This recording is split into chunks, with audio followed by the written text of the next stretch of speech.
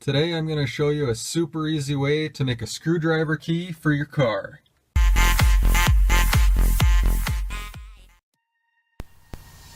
So first thing you want to do is go to Walmart and get yourself a key cut.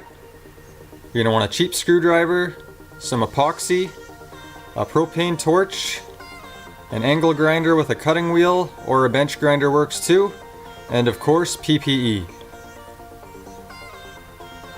You're also going to want a pair of pliers, and a rag doesn't hurt either.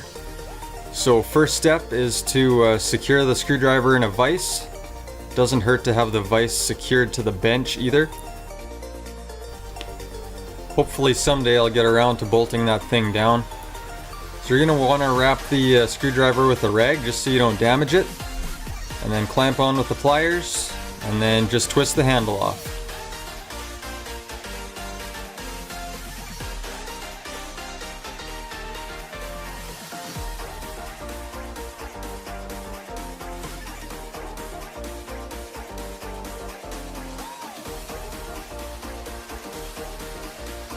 Now you're going to have to cut the key so that it fits inside the screwdriver handle.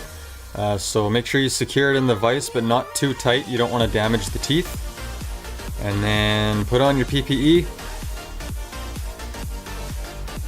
Gloves and safety glasses aren't a bad way to go. Now take your angle grinder with the cutting disc on it, and then cut the head of the key so that it's flat and in line with the rest of the key. You can do this with a bench grinder too, but I just found it was much easier with a cutting disc. And flip it over and do the same on the other side.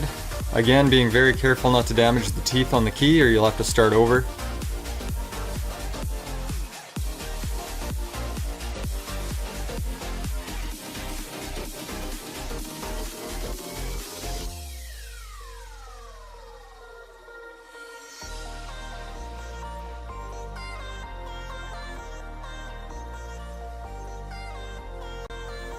And when you're done, this is what it should look like. Alright, now take the torch and heat up the key until it's pretty much red hot. Then you can carefully press it into the screwdriver handle and it'll melt its way in there.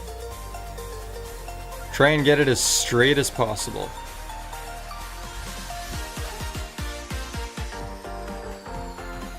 Once you like the way it looks, then pull it out again.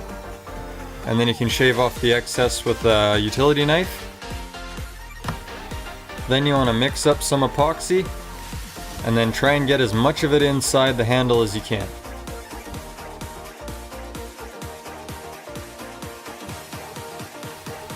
You may need to tap the screwdriver handle a couple of times just to pack it down a bit.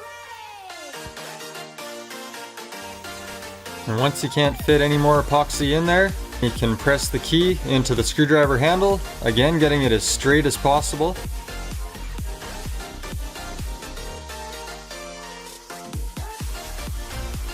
Once you're happy with the way it looks, set it upright and let it dry.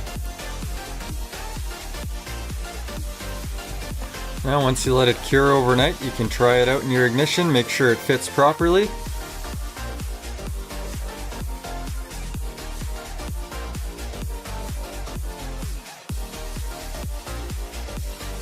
And there you go, you got yourself a screwdriver key.